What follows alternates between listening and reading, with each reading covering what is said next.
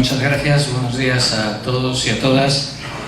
Les adelanto que voy a tratar un tema que es relativamente delicado, un tema en el que mi opinión no es coincidente con la de la opinión que tienen sobre este aspecto los organismos internacionales y probablemente tampoco la que tienen algunos de los directores de las agencias que están convocados en esta conferencia. No obstante, a pesar de que probablemente mi opinión les resulte distinta a lo que habían ustedes pensado previamente sobre el tema, les invito a que me acompañen en un proceso de razonamiento. Lo que voy a ir es a tratar de promover un proceso de razonamiento acerca del problema al que voy a tratar de responder y al que alude el título de la conferencia. Y les adelanto, por si eso constituye, desde luego no estoy exento de la posibilidad de error y puede ser que mi opinión, que trataré de argumentar de la mejor manera que pueda, puede ser que no sea la adecuada o la correcta, pero sí les adelanto que no es una opinión en todo caso improvisada, es una opinión meditada después de una trayectoria implicada en los temas de desarrollo y vinculado al sistema de cooperación al desarrollo durante muchos años y desde muy diversos foros, desde mi pertenencia al Comité de Políticas de Desarrollo de Naciones Unidas hasta mi pertenencia o mi vínculo con fundaciones de relevancia como la Gates Foundation o mi vinculación con organizaciones no gubernamentales de Save the Children o Oxfam, de las que fui patrono, o de mi vinculación con muchas agencias oficiales de desarrollo. Este recorrido personal indudablemente no me exime del error, pero sí al menos garantiza que este tema, que considero crucial en el proceso de cambio del sistema de cooperación, al menos lo he tratado de meditar y he tratado de dar respuesta a algo que creo no está funcionando bien o no tenemos diseñada la respuesta adecuada para el mundo y la cooperación que queremos construir. Empiezo por un referente a los cambios en el contexto.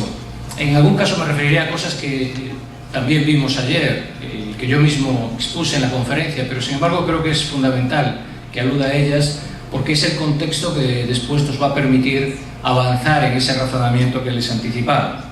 El primero de ellos, estos cambios en el contexto, tiene que ver con las características de la agenda que ya vimos, ¿no? Aquí yo voy a señalar 4 rasgos básicos de todos los que ayer fuimos contemplando. El primero, que estamos ante una agenda comprensiva por su capacidad abarcativa, pero también multidimensional. Es decir, que entiende que el desarrollo se despliega en dimensiones diferentes y que por tanto los países, si hemos de ser consecuentes con esa concepción, los países pueden perfectamente avanzar en algunas de las dimensiones y tener enormes vulnerabilidades en otras. Esta es mi primera observación. La segunda es que estamos ante una agenda de alcance universal, que quiere decir que es una agenda que nos compromete a todos. Y de aquí se deriva una implicación. Si nos compromete a todos es porque estamos asumiendo que todos los países tenemos un proceso de desarrollo en marcha. No que hay países que ya han culminado sus posibilidades de desarrollo y los demás se están acercando a ellos, sino que todos estamos obligados a transformar nuestra realidad. En parte porque el modelo que hemos construido, los países llamados así desarrollados, es un modelo insostenible y por tanto hemos de transitar a un modelo no solo más incluyente, sino también sostenible ambientalmente. Por tanto, no son los países en desarrollo los que se han de mover para acercarse a nosotros, sino ambos, desarrollados y en desarrollo, los que hemos de transitar hacia un nuevo modelo que no conocemos muy bien, al que llamamos incluyente y sostenible. En tercer lugar, es una agenda que por su ambición exige movilización de recursos muy diversos, es decir, que sería contradictorio con la agenda, el no establecer un ámbito de acción política que no sumase, sino que excluyese. ¿De acuerdo? Y por último, es una agenda, en línea con lo que acabo de señalar, es una agenda que busca construir alianzas, que busca sumar actores, que busca trabajar sobre la base de las redes de trabajo, de la identificación de problemas y suma de capacidades, experiencias, recursos, sensibilidades para hacerlo realidad. En suma, yo creo que de todas estas 4 características estamos ante una agenda que más bien habría que entender como un marco general de incentivos para promover el alineamiento de los esfuerzos de todos en torno a unos propósitos que consideramos de manera compartida que son prioritarios. ¿De acuerdo? Esta idea de sumar, de alinear incentivos para que todos se sumen a un esfuerzo colectivo, creo que es básico en esta agenda y va a condicionar lo que después les voy a explicar acerca de las reglas de graduación, de asignación, de elegibilidad respecto a la cooperación.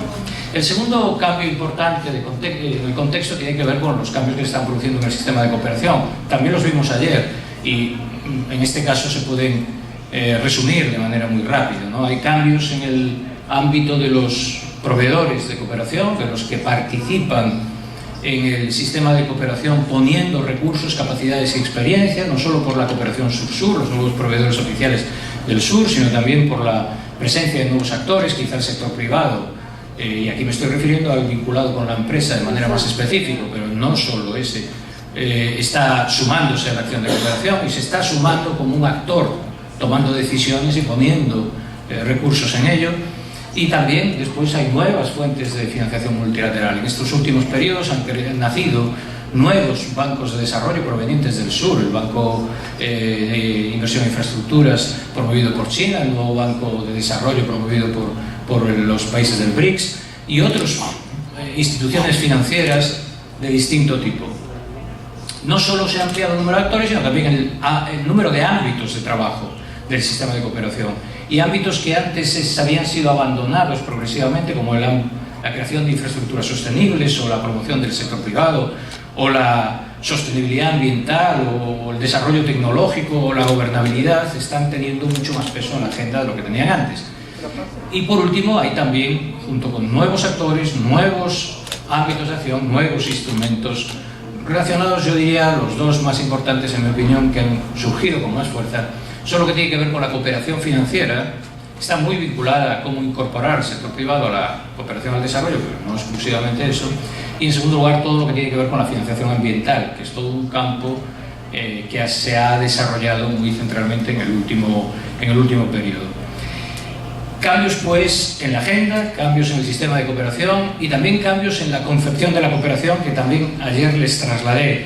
Hoy lo voy a hacer de manera más resumitiva, pero también de manera más, si quieren ustedes, más ordenada, en 8 grandes puntos que creo que estamos obligados a cambiar. Ahí lo verán, para ser más gráfico, lo que quiero decir es un contraste entre el sistema de cooperación del pasado y el sistema de cooperación que debemos diseñar para el futuro. Y va recorriendo distintos aspectos. Los voy a recorrer muy rápidamente. En todo caso, en el debate podríamos clarificar algunas de las cosas. Lo primero que ha cambiado es, digamos, lo que podríamos llamar el marco previo de definición del sistema de cooperación. La cooperación en el pasado se basaba fundamentalmente en 2 principios, que era el principio de la diferencia y el principio de la convergencia. Hay un mundo de países ricos y otro de países pobres, y ambos son diferentes. La teoría del desarrollo nació justamente porque era necesario crear categorías analíticas para interpretar esta segunda realidad, que se suponía que no era adecuadamente interpretada con las categorías analíticas propias del mundo desarrollado.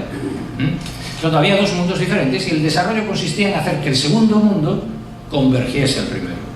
Hoy sabemos que esto ya no es posible, porque el mundo sería insostenible si todos reprodujesen el modelo de desarrollo de los países del norte. Por tanto, ambos hemos de caminar a un nuevo modelo de desarrollo, y además es que ya no existen esos ambos, porque entre medias del mundo más pobre y del mundo más rico hay toda suerte de situaciones intermedias, de países que hemos llamado de renta medias, países duales, que configuran situaciones enormemente heterogéneas. Por eso los principios sobre los que hoy se constituye la cooperación son más bien los de la complejidad, de esta diversidad de situaciones, y los de la interdependencia, que crecientemente interdependientes.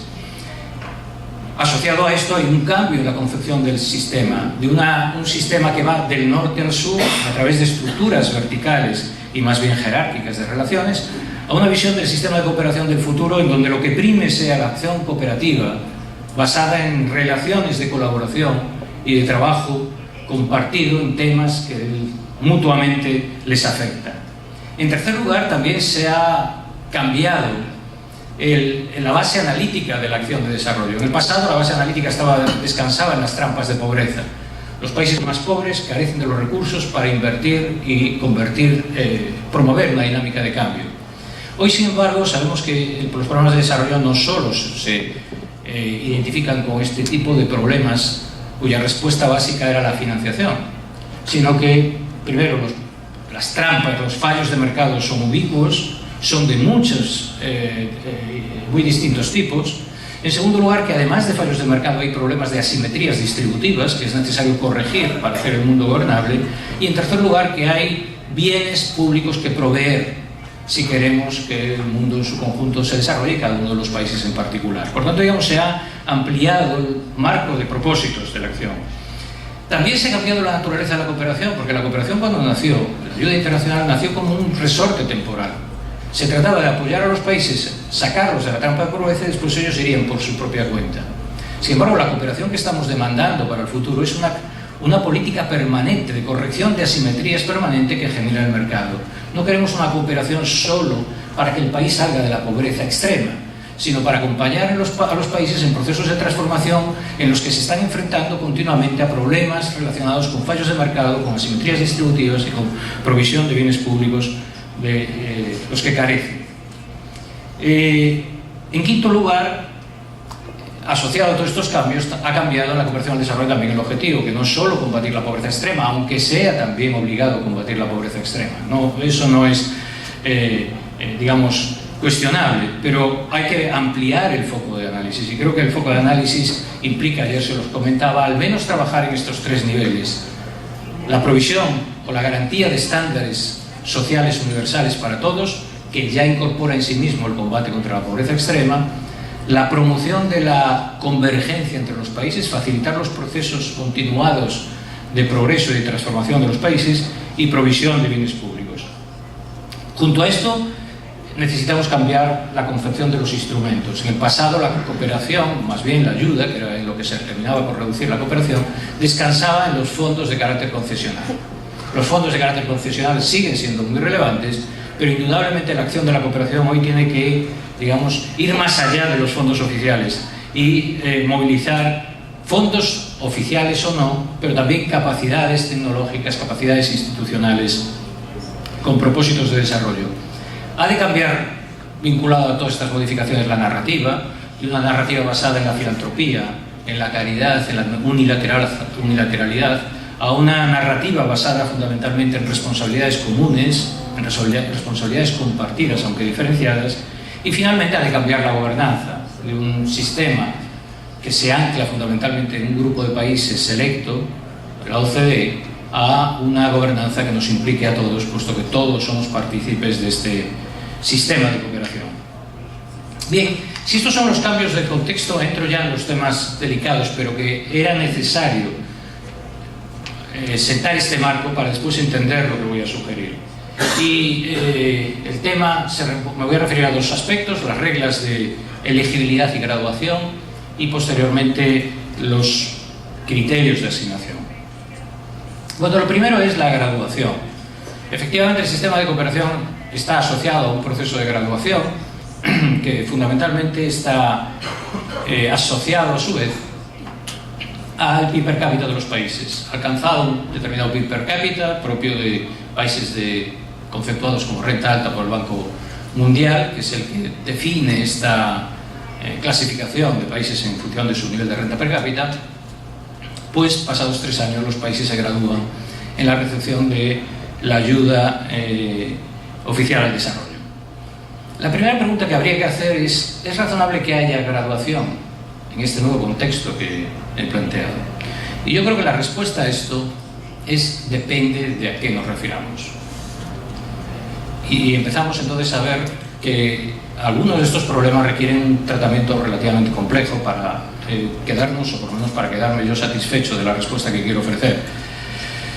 Siempre el depende es menos sencillo de transmitir que las opiniones, las apodícticas, ¿no?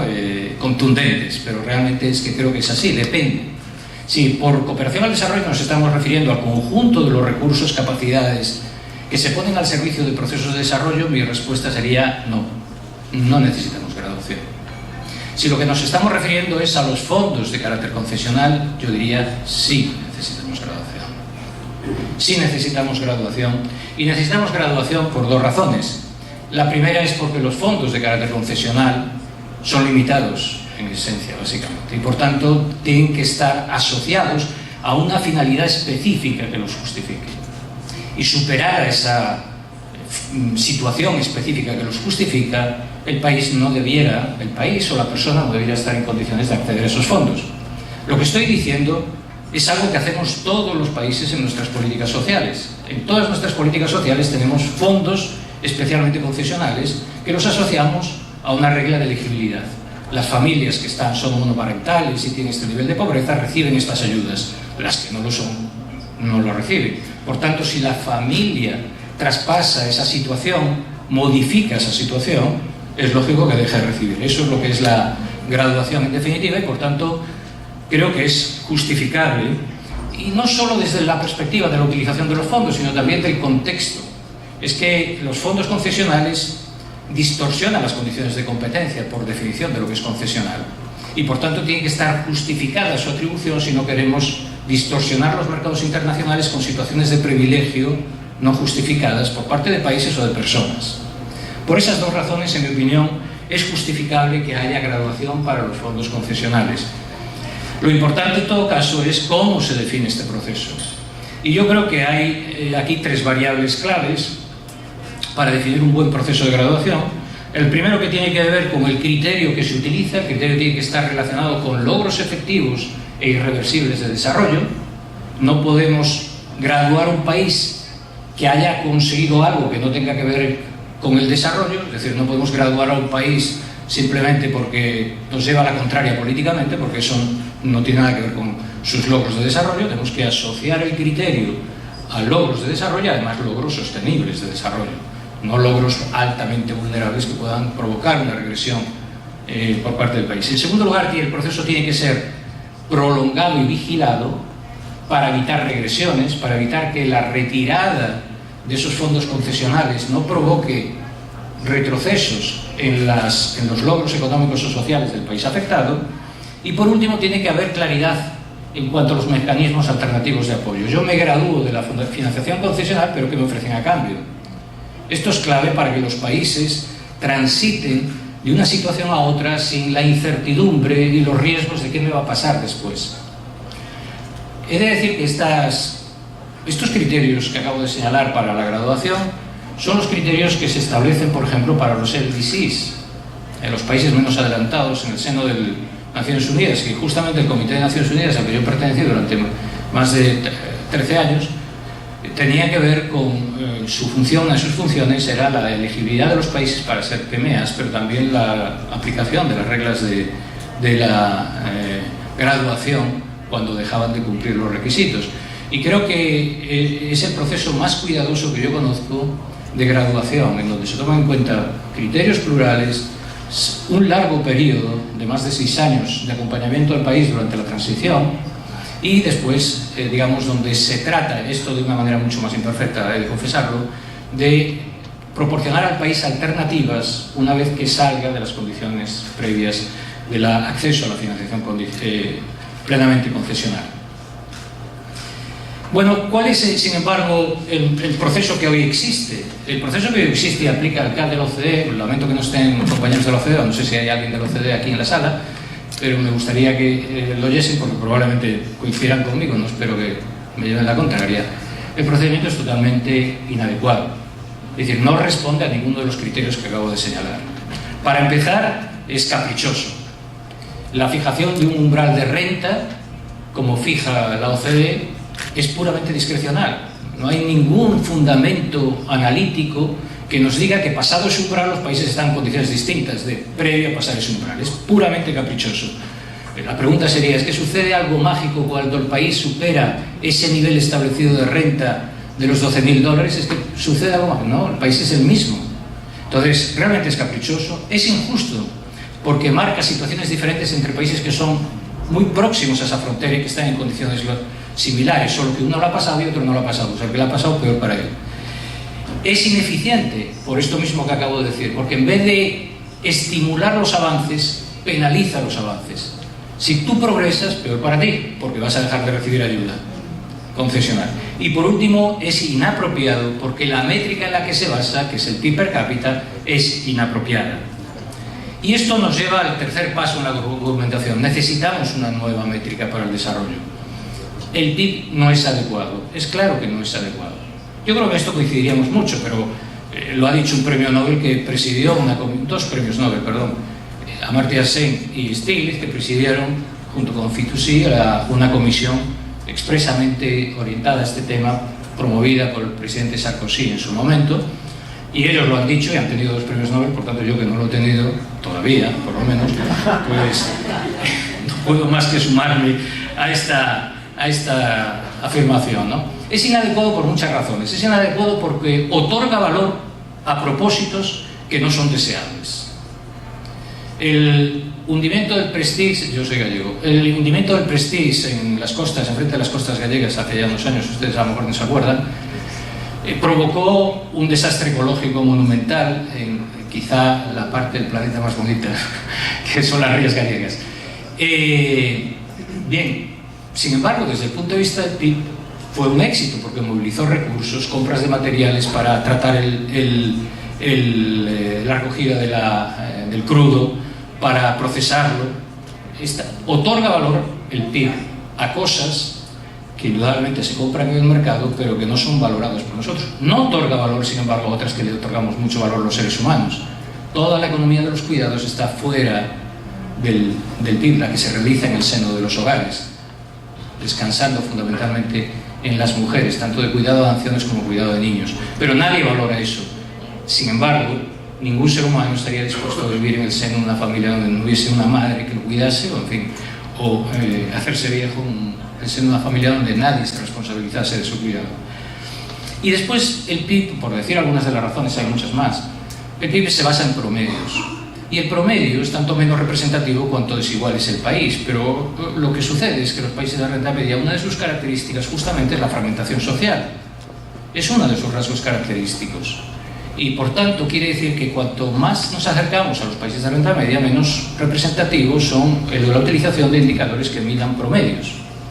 Aquí yo siempre recuerdo una alusión que hacía con mis alumnos de desarrollo a por qué no medíamos, que por cierto es algo que después Mandela, no digo que me lo haya copiado, pero Mandela lo señaló, y es por qué no juzgamos a los países no por los promedios, sino por cómo trata al más vulnerable de sus ciudadanos o sus ciudadanas. Es decir, por qué no establecemos la medición del desarrollo en función del tratamiento del que peor está, y se consiente que esté peor por parte de esa sociedad, pudiendo no estar.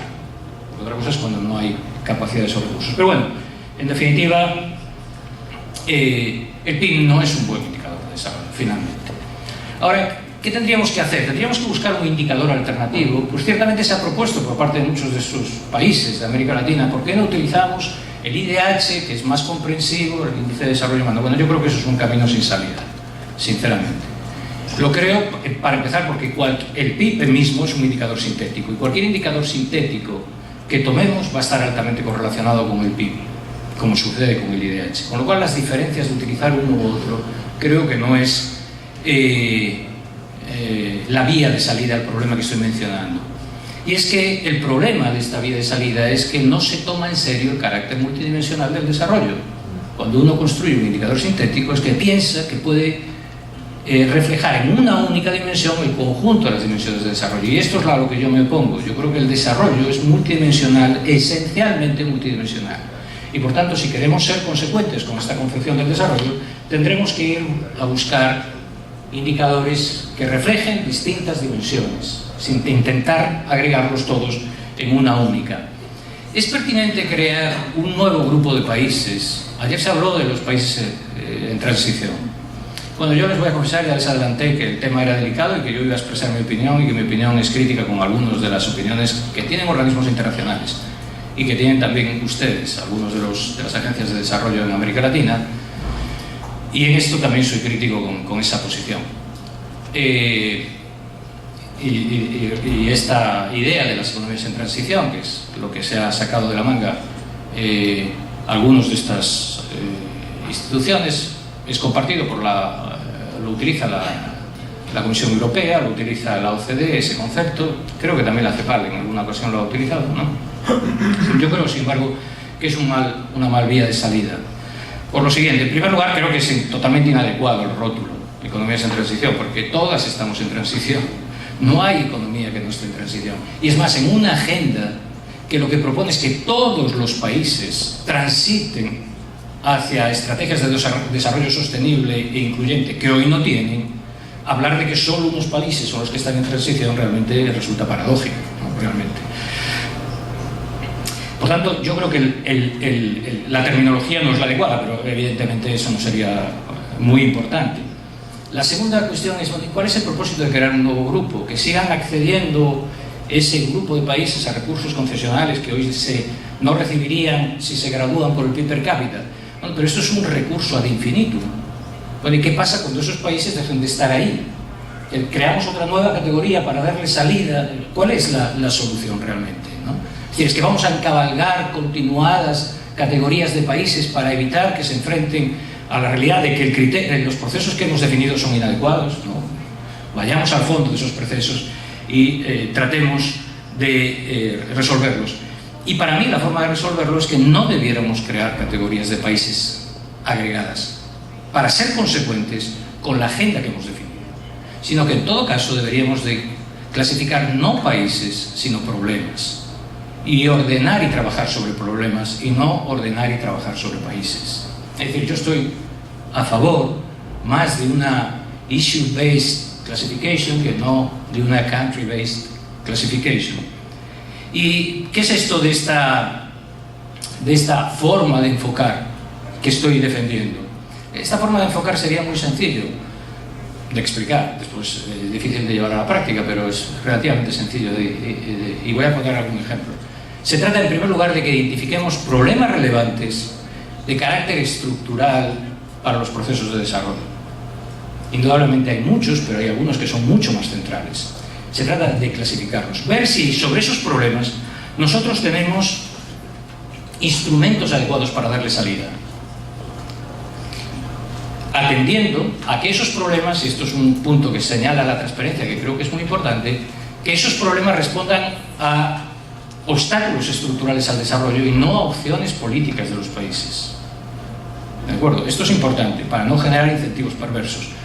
No premiemos al gobierno que más consiente la desigualdad, porque estamos, digamos, contradiciendo lo que nos proponemos. Es decir, si incorporamos la desigualdad como criterio de medición, tenemos que tener cuidado de que eso no se convierta en un incentivo o un apoyo a aquel que consiente los mayores niveles de desigualdad si tiene recursos para corregirlo.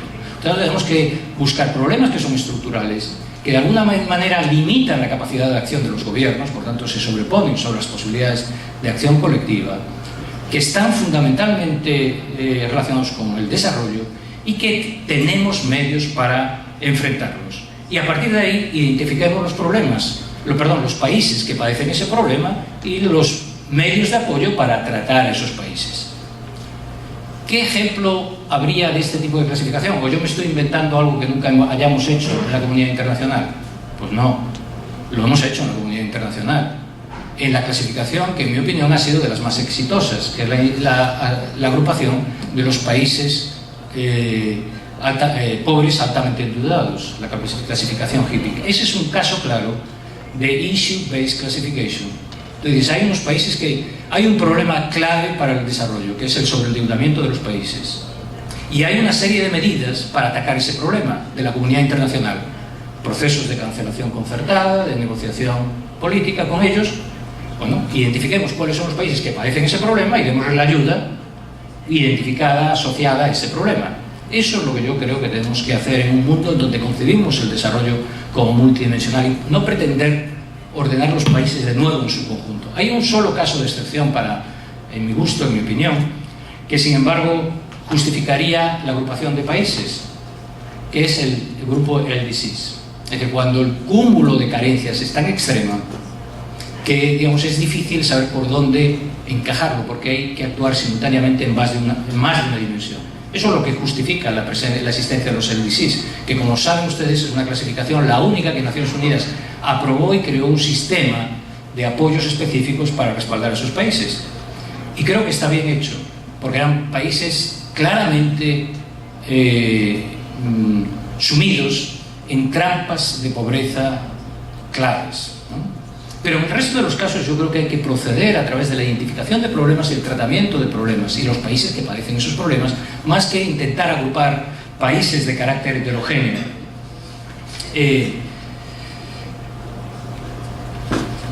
Bien, ¿qué consecuencias tiene esta propuesta desde el punto de vista de la graduación? Pues que lo que estoy proponiendo es un sistema que podríamos llamar multidimensional y combinado de graduación, en donde lo que tendríamos que hacer es que definir dimensiones relevantes sobre las cuales podemos, como antes señalaba, definir apoyos específicos, ver qué país está afectado por cada una de ellas y brindarle el apoyo. Claro, cuando el país supere esa limitación en esa dimensión, dejará de recibir la ayuda correspondiente a esa dimensión, pero puede seguir recibiendo las otras si es que sigue padeciendo esos problemas. Pongo un ejemplo para que lo entiendan.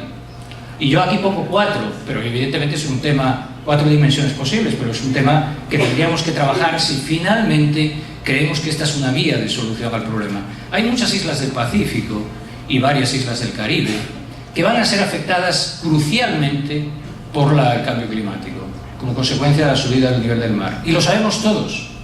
Esas islas tienen más PIB per cápita que países de bajo ingreso. Algunas están en niveles de ingreso medio bajo y otras en niveles de ingreso medio alto. Es responsable una comunidad internacional que da la espalda a estos países, cuya población va a estar obligada en muchos casos a desplazarse y vivir en nuevas zonas si quieren sobrevivir, que le dé la espalda simplemente porque han llegado a ese nivel de PIB per cápita, o debiera considerar que bien, para el PIB per cápita tienen ustedes ya capacidades, pero para la vulnerabilidad ambiental les tenemos que seguir ayudando. Esta es una forma de concebir la multidimensionalidad de la cooperación al desarrollo y de la agenda. Usted puede avanzar en una dimensión y puede ser que se gradúe en esa, pero no necesariamente en todas las demás, en donde va a seguir recibiendo el apoyo de la comunidad internacional, porque reconocemos que esas dimensiones son dimensiones diferentes de la anterior. Esto es lo que yo trato de proponerlo. Para eso es importante seleccionar en cada una de las dimensiones los instrumentos adecuados y permitir que un país se gradúe en una dimensión, pero no necesariamente eso lleva aparejado que se gradúe en todos.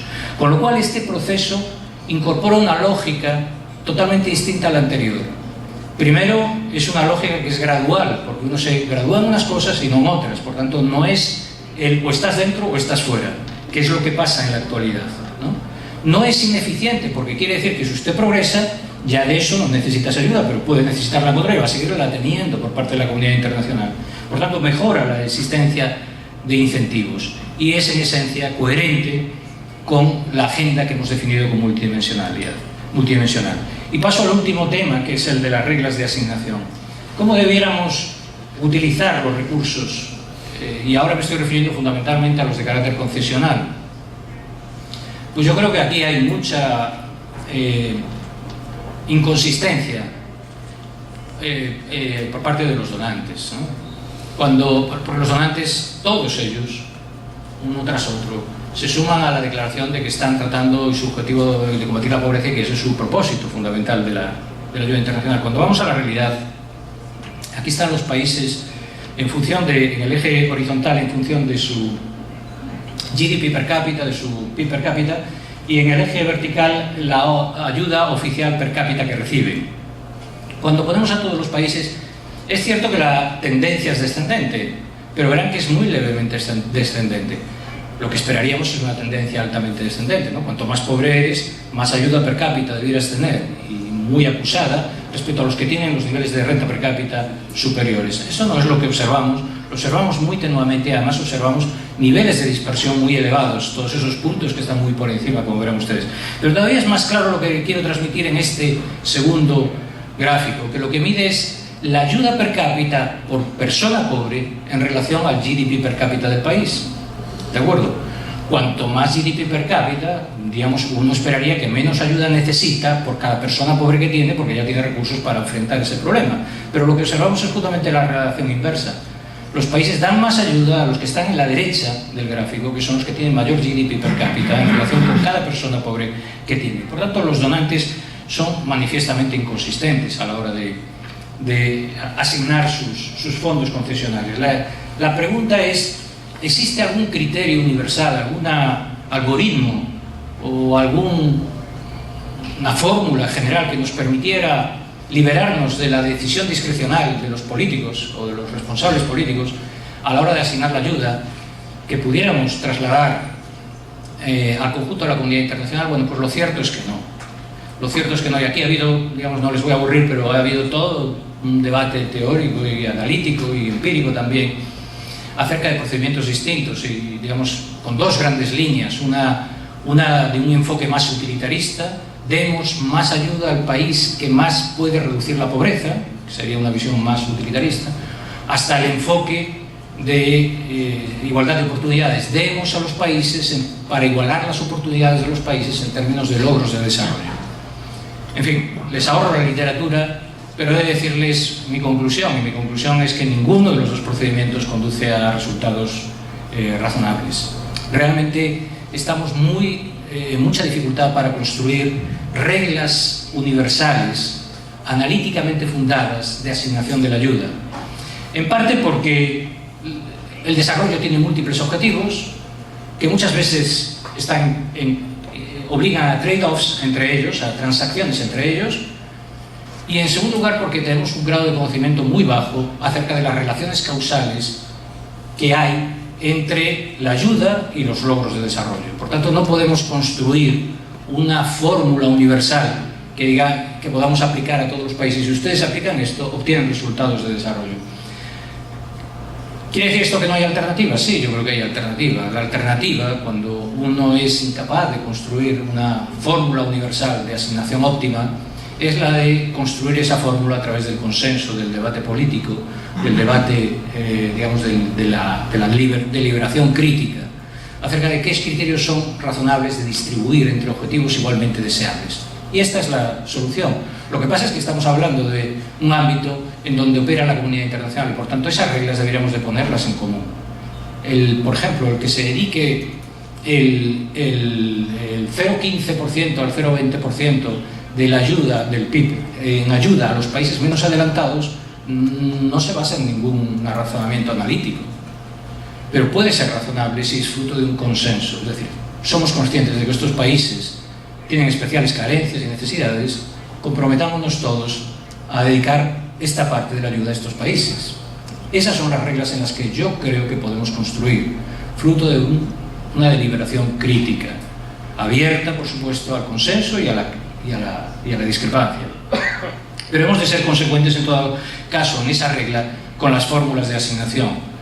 Ayer salía a discusión la necesidad de cooperación con los países de renta media, que yo indudablemente defiendo, pero también hemos de ser consecuentes en el hecho de que en los fondos que son concesionales deben de tener un carácter redistributivo básico, por tanto deben de ir a los países más pobres. Aquí en este gráfico, solo para ejemplificar lo que quiero decir, están puestos los países, cuánto esfuerzo fiscal tienen que hacer los países, el 20% más rico de esos países, para eliminar la pobreza, es decir, transferir renta del 20% más rico a la población pobre para sacarla de la línea de pobreza, ¿de acuerdo? En cada uno de los países. Como verán, ahí están los colores correspondientes a los países de bajo ingreso, de ingreso medio bajo y de ingreso medio alto. Y como verán ustedes, el esfuerzo que tienen que hacer fiscal los países en términos de bajo ingreso para reducir la pobreza es mayúsculo. Es decir, tendrían que imponer impuestos adicionales a los existentes de más del 60% sobre su 20% más rico si quisieran sacar a los pobres de su situación de pobreza.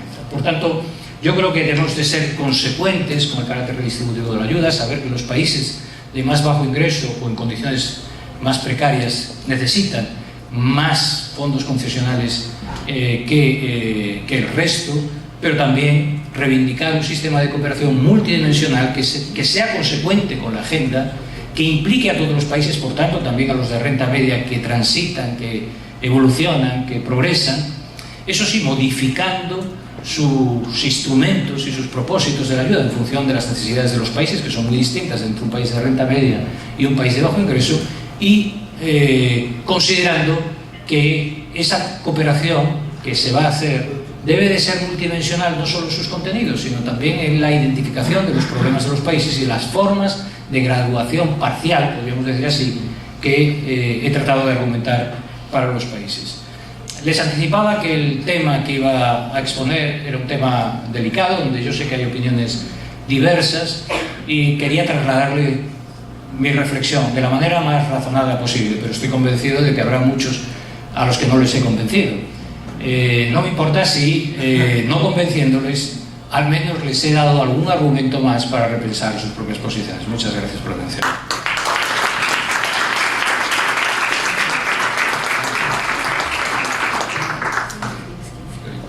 Lo digo yo. Me dicen que hay espacio para preguntas. Yo con muchísimo gusto, desde luego, preguntas o opiniones distintas. No tiene que ser preguntas, sí. Doy yo la palabra, ¿no? Eso. O sea, adelante. Muchísimas gracias. Ni a favor ni en contra de lo que acabas de proponer. Eso significa neutralidad de ninguna manera. Ayer expuse de forma de pronto un poco vehemente, o si quieres tú apasionada, lo que nos está ocurriendo. Porque hablar en teoría es una cosa, hablar desde la práctica es otra. ¿Qué hemos intentado hacer junto con el Uruguay? Y que también estábamos en esto con una isla del Caribe que casi desaparece por un huracán 2 semanas antes de la fecha de la graduación. Así de absurdo y de frágil es esta metodología. ¿De qué se trataba? De toc, toc, toc, tocar la puerta del CAT. Puerta blindada, cerrada, para aquellos que no somos parte del Centro de Ayuda al Desarrollo. Y la respuesta fue, dicho en términos ni siquiera coloquiales, brutales. El tema no se discute, el tema no es tema. La metodología de medición del desarrollo a través del PIB es la metodología. No es el momento. Esto es un poquitito aleatorio, por no decir impositivo y por no agregarle el apellido autoritario. Me parece que si estamos todos de acuerdo en los ODS al 2030, mal pueden podar el vuelo de un pájaro que va llevando bien buen vuelo, porque se llegó a un cumplimiento, o sea, por hacer bien las tareas de castigo. Es un absurdo. Entonces, lo que tú propones me parece tremendamente positivo. La medición debe ser multidimensional y ojalá se pudiera aplicar una graduación sectorial, si se pudiera denominar. A lo que voy es a lo siguiente: la puerta se ha entreabierto, ya está corriendo aire. Hubo un muy interesante foro en Santiago, convocado por nosotros humildemente en el 2016, donde Europa no se molestó en participar, envió a sus embajadas residentes, que es una manera en diplomacia de decir: aquí estamos, pero por favor no se agiten mucho. Ya nos reunimos en París en febrero recién pasado, 60 países, nadie se levantó de la mesa, nadie rehubió la conversación, y todos estuvieron dispuestos a tener una tercera conversación. Y este país, el Perú, se ofreció para ser sede probablemente en el 2020 para esta ronda. ¿Qué quiero decir con esto? La metodología multidimensional es compleja, la metodología multidimensional requiere de mucha ayuda, en el sentido de muchos burkas que van trabajando y llevando la carga, pero hay que abrir brecha, porque todos los países de América Latina y el Caribe somos de renta media o de renta media alta, salvo Haití. Entonces todos vamos a caer en el pozo, sin excepción. Te demorarás 5 años, te demorarás 10 años, te demorarás 1, pero igual. Entonces, por favor, hay que alertar. Y en esto hay africanos, en esto hay asiáticos, en esto hay oceánicos. Entonces creo que la conversación es tremendamente válida, tremendamente constructiva. Y por eso que me alegro tanto de escuchar lo que tú acabas de proponer. En esto no hay todavía un consenso, no hay unanimidad, se está conversando. El tema ha sido efectivamente tomado por Naciones Unidas en toda su dimensión de desarrollo. En este instante se está llevando una conversación al amparo de la CEPAL en Santiago esta semana, de cooperación sur-sur y de cooperación triangular, más otros elementos, que tienen incorporado en su ADN justamente este tema, que es un tema tremendamente delicado, si se puede denominar, porque la ayuda al desarrollo tiene un límite, un monto determinado, como tú bien dices. Bien está que se focalice, pero la focalización no significa que tú castigas en el camino, excluyendo por sí y ante sí, porque has cumplido una meta que además, bien lo has dicho tú, es aleatoria, porque eso no mide el desarrollo. En Estados Unidos, en Europa, sin excepción, todos los países tienen desarrollos duales. Hay zonas que por distintos motivos se retrasan. Y si además en nuestro continente le sumamos una cosa que ayer alguien mencionó, en el sentido de que mal distribuimos y mal recuperamos las recaudaciones, entonces el tema es mucho más complejo. De manera que quería agregar esto que ayer adelanté y naturalmente congraciarme de lo que acabas de exponer. Muchas gracias.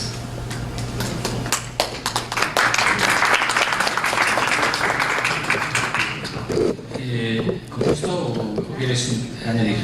Añado y contestas, si se puede. Muchas gracias, embajador, como siempre, mil gracias por esas precisiones. Ayer les decía a ustedes que la APC es una agencia muy técnica y muy pragmática. Y quiero traer lo que usted plantea, lo que el embajador Lira plantea, precisamente para un trabajo práctico, que es lo que nos invita en este foro. Mientras se da esta discusión de carácter político sobre si se gradúan o no se gradúan los países, usted bien lo dijo, embajador Lira, sigue existiendo una forma de graduar y punto. Mientras se llega a una conclusión, se van a graduar los países. Esto me lleva entonces a una mirada práctica. ¿Qué vamos a hacer? Este grupo de países, los 4 países de la Alianza del Pacífico, más los 55 observadores que estamos precisamente siendo medidos bajo esta forma que tiene una mirada crítica, pero es la que es. Lo que nos llevaría entonces a plantear una estrategia donde nos toca seguir avanzando con una medición que nos han impuesto. Sin embargo, podemos ir haciendo ese trabajo político que de pronto va a beneficiar a otros y no a los que estamos. Esto es una alerta que se tiene, y una alerta real, que nos tiene que servir como guía para el trabajo de esta alianza de cooperación de los países del Pacífico. Gracias.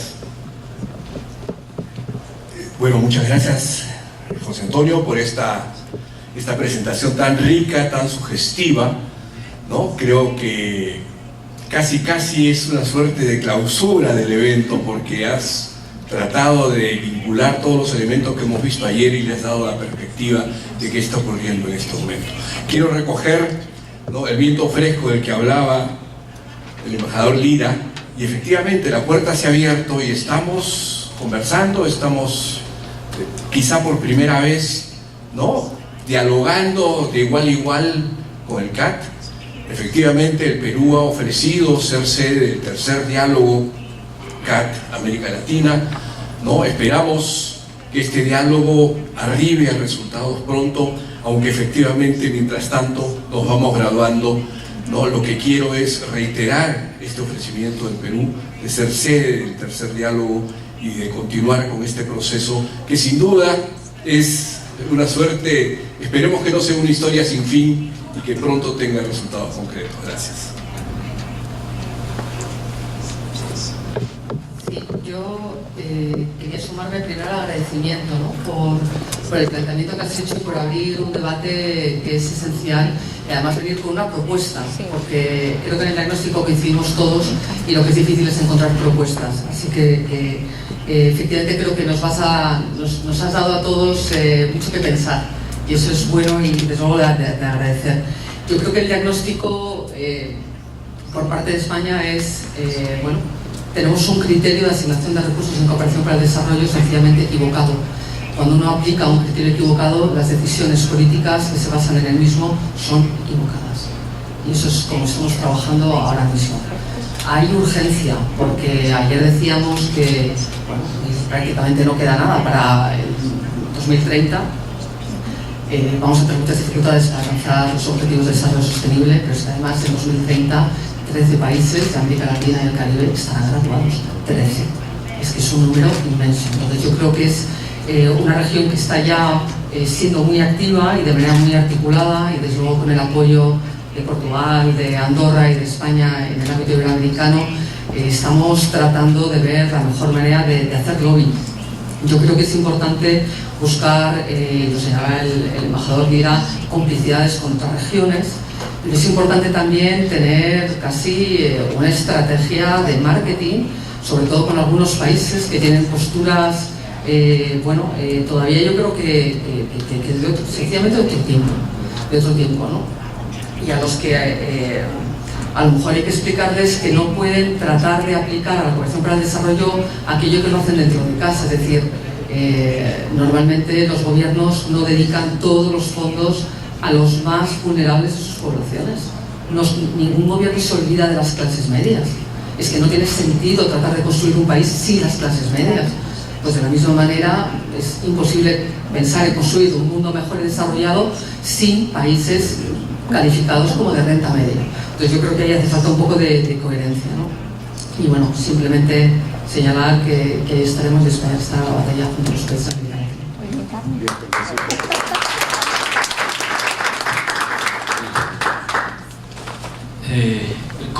Voy a dar mi opinión, no, en realidad no contestar, porque digamos que la misión de mi intervención se ha cumplido con estas intervenciones. No me podría quedar más satisfecho que haber puesto sobre la mesa un debate que realmente yo sé que existe y tratar de aportar algunos argumentos. Yo aquí, dos cuestiones. Una primera es las posiciones a las que hay que enfrentarse para hacer avanzar esta forma de argumentación. Son resistentes, porque están muy ancladas en la configuración de sistemas de cooperación, en la concepción de lo que se traslada a las ciudadanías por parte de muchos países donantes tradicionales, de lo que es la cooperación, etcétera, etcétera. O sea, no va a ser fácil porque nos vamos a encontrar con concepciones muy rocosas al cambio, ¿no? muy resistentes a los procesos de cambio, y de hecho lo hemos visto. Pero, y aquí es donde viene mi única aportación, y quizá para lo único que servimos los académicos, ¿no? Que es que yo creo que las batallas políticas no se ganan solo con la razón, lo tengo claro. En fin, pasé la edad de los 20 años y ya sé que existen intereses, poderes, etc. Pero el aportar una mala razón es un mal comienzo de una batalla. Es decir, que hay que aportar buenas razones para tener la posibilidad de ganar algo.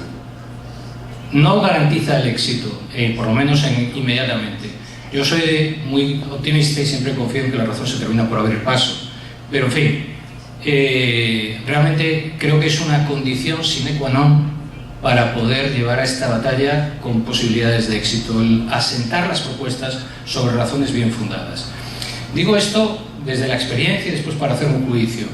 Desde la experiencia, porque cuando en la década de finales de los 90 y primeros 2000 yo planteaba ya la necesidad de la cooperación con los países de renta media, que entonces no eran lo que era ahora, realmente el discurso que yo manejaba era totalmente, lo manejaba en solitario.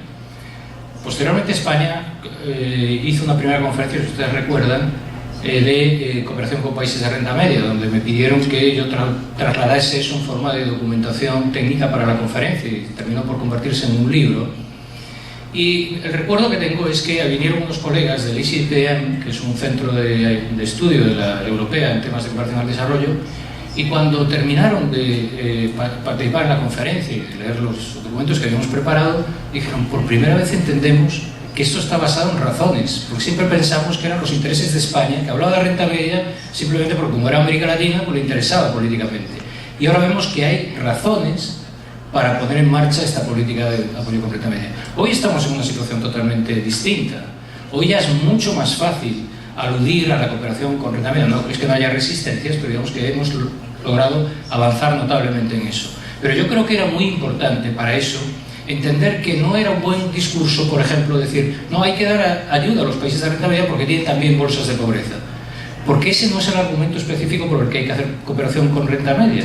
Entonces, si tú construyes mal los argumentos, después no te quejes de que lo que propones no prospere. A lo mejor no prospera con buenas razones, pero es la primera de las tareas y de las obligaciones que tenemos. Entonces, esto lo digo porque, visto esa experiencia con los países de renta media, ahora lo traslado a los temas de graduación y de elegibilidad. Y de nuevo, yo en esa batalla, de la que me siento partícipe, como me sentí partícipe de la de renta media, he escuchado en muchas ocasiones a colegas o representantes de agencias o representantes de países defendiendo cosas que son defendibles con argumentos que no son defendibles. Simplemente. Y los donantes en eso llevan muchos años. Y entonces, en cuanto oyen un argumento que no se corresponde, cierran el oído. O sea, se acabó la discusión. Entonces, lo primero hay que construirlo sobre buenos argumentos. Y lo que he tratado de hacer aquí es que esos argumentos que yo estoy ofreciendo no son argumentos que nos lo inventamos ad hoc para la situación, sino que estoy apelando a lo que ellos mismos dicen, porque ellos mismos dicen, la agenda nos dice que es multidimensional. Pues yo digo, apliquemos la multidimensionalidad. Ellos mismos dicen que la agenda es universal. Apliquemos la universalidad, por tanto, impliquemos a todos los países en eso. Y para implicarlos se necesita cooperar con ellos, de acuerdo con las capacidades de cada cual, etcétera, etcétera, etcétera. Es decir, yo creo que es muy importante asentar las posiciones políticas. Después el debate político a mí se me escapa, y ustedes saben mucho más de eso que yo. Pero creo que es muy importante que ese debate político se asiente sobre razones analíticamente sólidas. Y mi esfuerzo es para decir cómo construimos argumentos sólidos para esto. No es un argumento sólido decir estoy en contra de la graduación. Ese no es un argumento sólido, porque en nuestras políticas nacionales aplicamos graduación. Es que no damos apoyos a familias que no tienen condiciones de pobreza. Es que definimos las reglas. Usted recibe y usted no recibe. Y si lo aplicamos así en nuestras políticas, ¿cómo no lo vamos a aplicar a nivel internacional? ¿Cuál es la lógica por la que eso no? Es decir, no digamos cosas que no somos capaces de defender.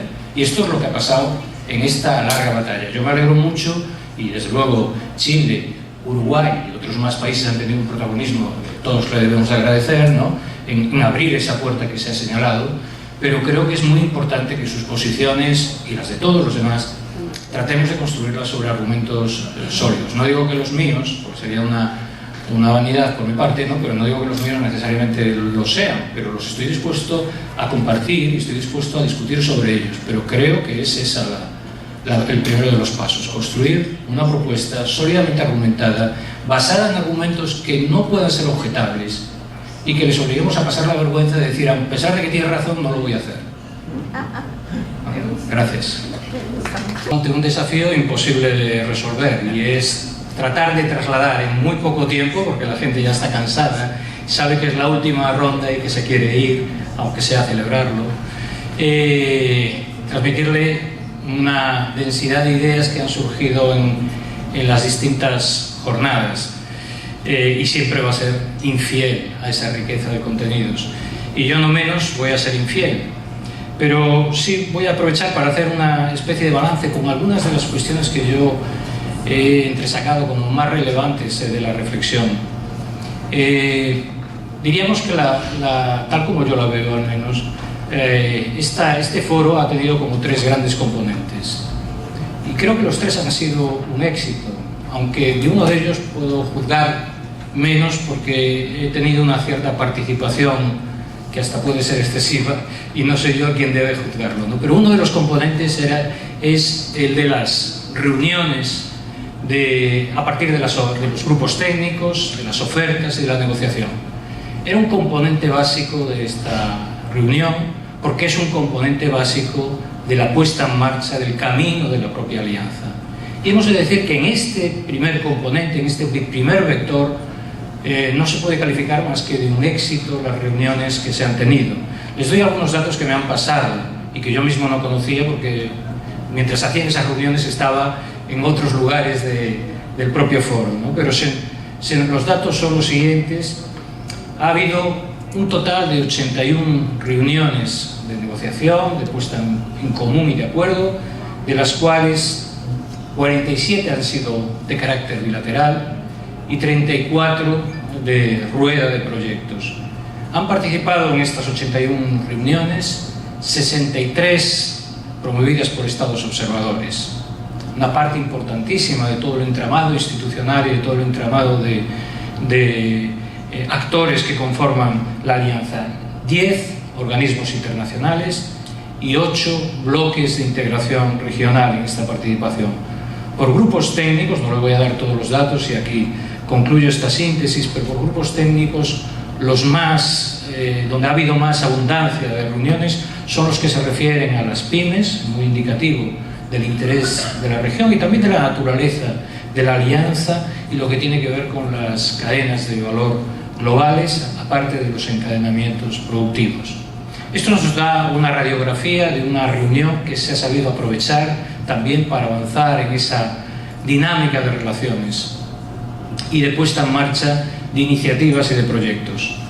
A este primer vector se une un segundo vector que han sido los plenarios, en donde han participado, en el que me es más difícil juzgar porque yo he sido parte de ellos, pero se ha tratado de trasladar temas para la reflexión, tanto por parte de la OCDE como por parte de los directores de las agencias que nos han transmitido su propia reflexión, sus propias experiencias de lo que han avanzado y también sus propias aspiraciones acerca de lo que deben avanzar en el futuro y también las propias reflexiones que yo mismo he podido hacer para alentar un debate que juzgo necesario, que no, como en todos los ámbitos, aquí ni se concluye ni se resuelve nada, sino más bien se arroja luz para seguir trabajando sobre temas que nos están convocando al futuro. Y por último, el tercer gran vector de este foro ha sido los grupos los talleres de trabajo, en donde en definitiva los protagonistas han sido ustedes, pensando sobre los temas, sugiriendo propuestas y articulándolas en un discurso más o menos coherente, que proporciona una hoja de ruta, que proporciona también materiales para un trabajo que hay que seguir haciendo. No se resuelve, digamos, los problemas de la alianza o el futuro de la alianza en una reunión de una hora, pero sí se pueden dar ideas para sobre ellas reflexionar y ver cómo se les da salida. Si quisiera, o traté de pensar un poco qué conclusiones sacaría yo, qué ideas han emergido como principales, a mí me salían 10, pero claro, eso me convertía, le daba un tono excesivamente mesiánico al mensaje, de modo que van a ser 9 y una recomendación adicional, o una reflexión adicional para que no parezcan los 10 mandamientos. Se las voy a decir brevemente porque creo que estamos ya todos cansados de horas de trabajo, ¿no? La primera reflexión, muchas de ellas surgen no de mi propia opinión, sino estoy recogiendo, tratando de sistematizar, decantar un poco opiniones que han surgido en los talleres, que han surgido también en el plenario a lo largo de estos 2 días. El primero tiene que ver con la conveniencia de que la alianza repiense, reelabore su estrategia para adaptarla más plenamente al conjunto de los mensajes de la Agenda 2030. Se considera que la visión es un buen punto de partida, pero todavía insuficiente para dar cuenta de la diversidad de aspiraciones que la Agenda 2030 comporta. Esto comportaría, cuando menos, más cosas, pero cuando menos dos aspectos importantes. Uno, repensar áreas no adecuadamente tratadas en la visión y que, sin embargo, podrían ser muy útiles como ámbitos de trabajo de la alianza hacia el futuro. Y otra, el transversalizar en aquellos núcleo constitutivo de la alianza que está, digamos, en el entorno del comercio y de la inversión, del núcleo más económico, transversalizar ciertos valores de la agenda, como los relacionados con derechos humanos, con la equidad de género, que también afecta al modo de hacer los negocios y al comportamiento de las propias empresas en sus operaciones comerciales. La segunda idea tiene que ver con el hecho muy positivo, por otra parte, de que todos los países reconocen tener una estrategia para la aplicación, estrategia nacional de aplicación de la Agenda 2030 y una institucionalidad pensada para implementarla.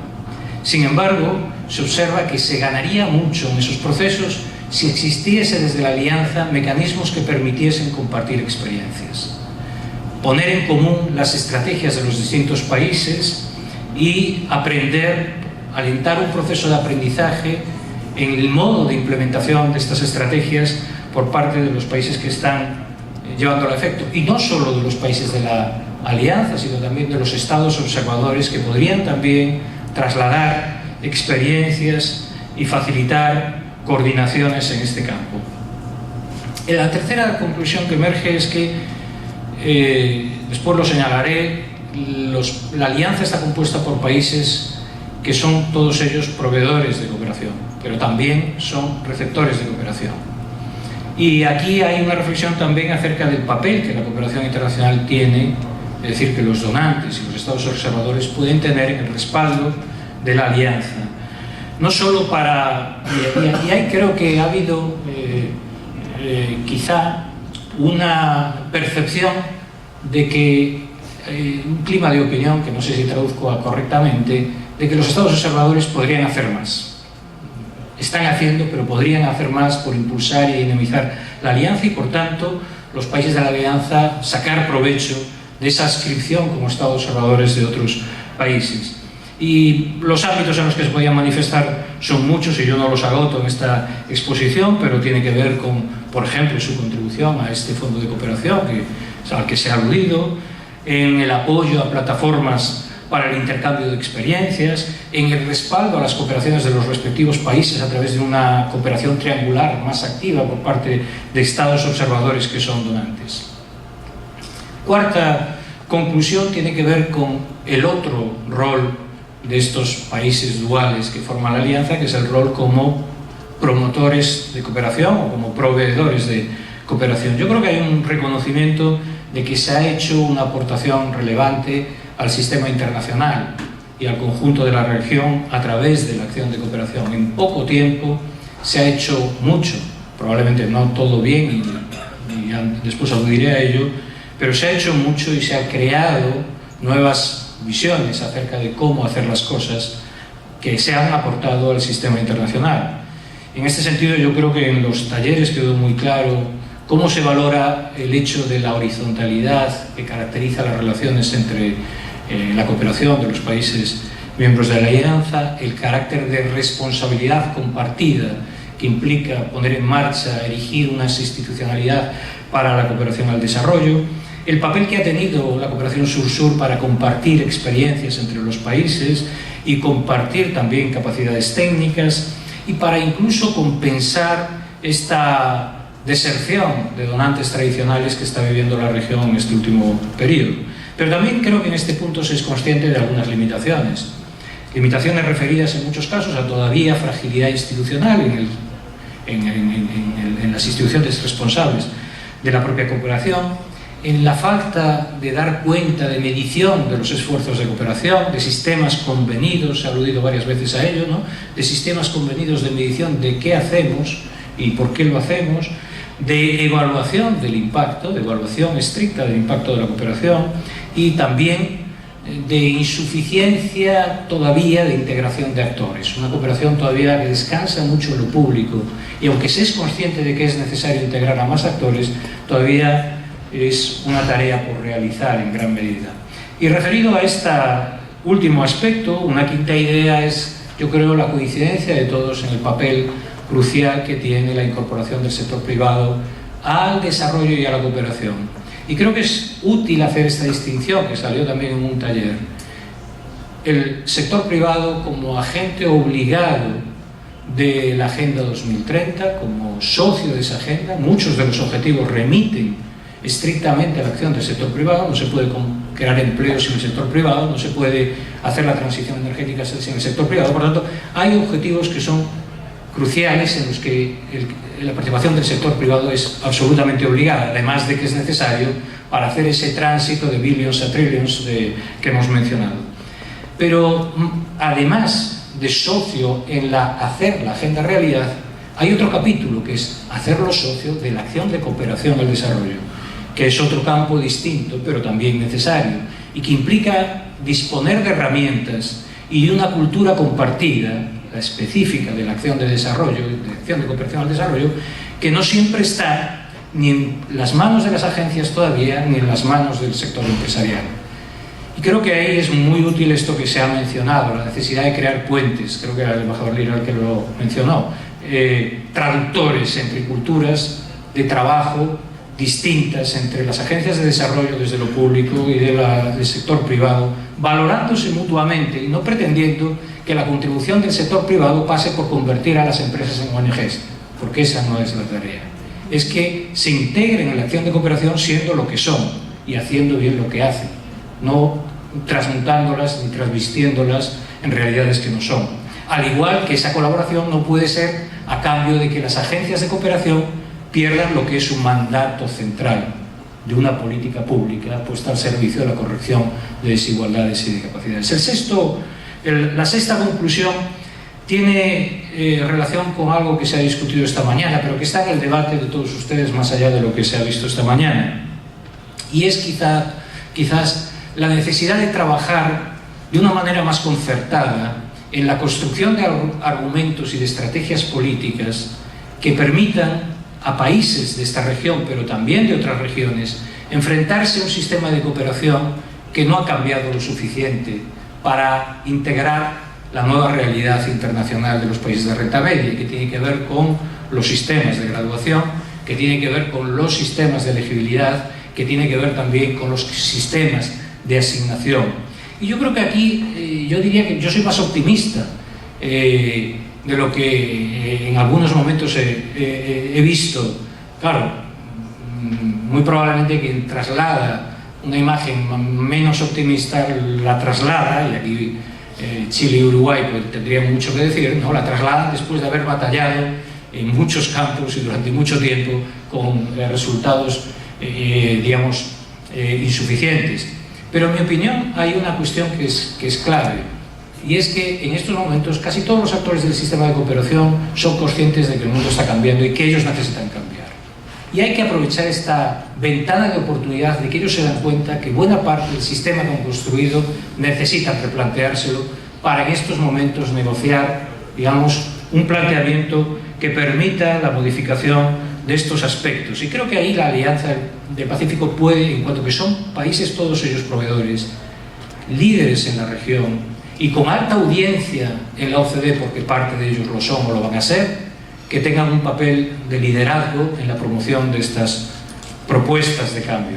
El séptimo aspecto tiene que ver con algo de lo que se planteaba al inicio de esta mesa, que es cuáles son los arreglos institucionales a escala regional.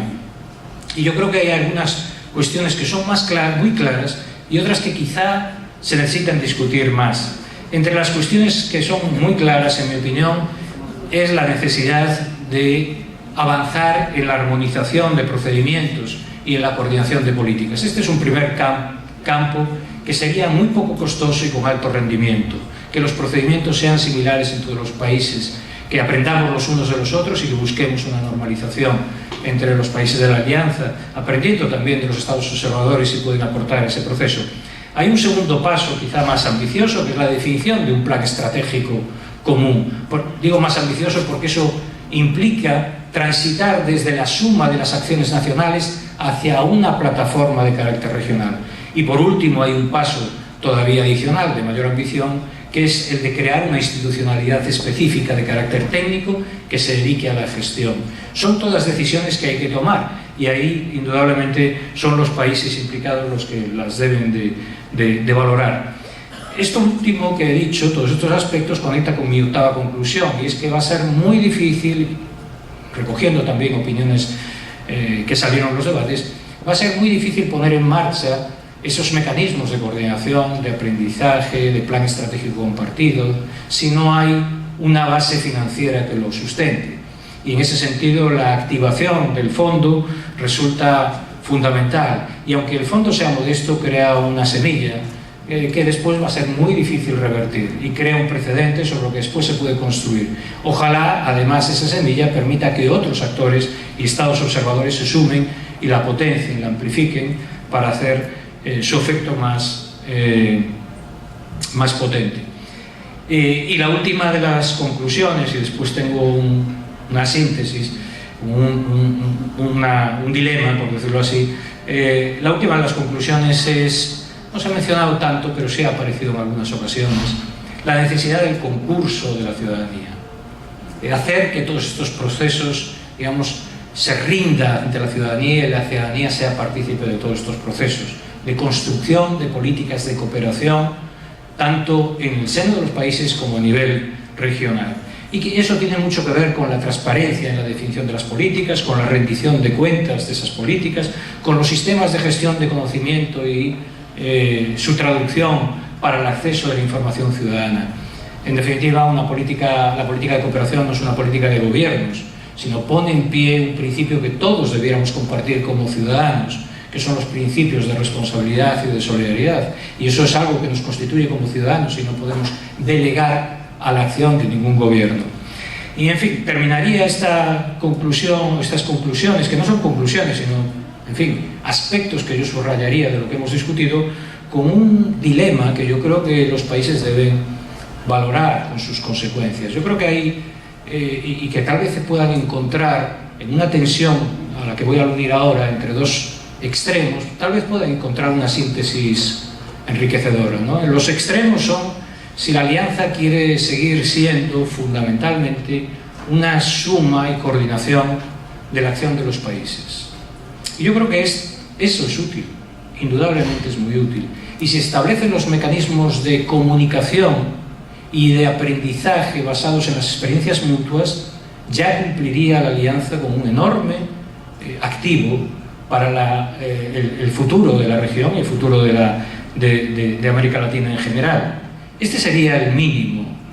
Y el máximo sería si además de esto, no sé si el máximo, pero en fin, la otra alternativa de la tensión que quiero trasladarles es si la alianza está en condiciones de pensarse como algo que va más allá de la suma de miembros y es capaz de constituir algunas políticas propias, algunas estrategias, institucionalidad, digamos, de carácter supranacional o supraestado en el ámbito regional. Y esto es una decisión que se debe adoptar y probablemente, digamos, la opción pueda estar en un equilibrio entre un terreno intermedio entre estas dos extremos.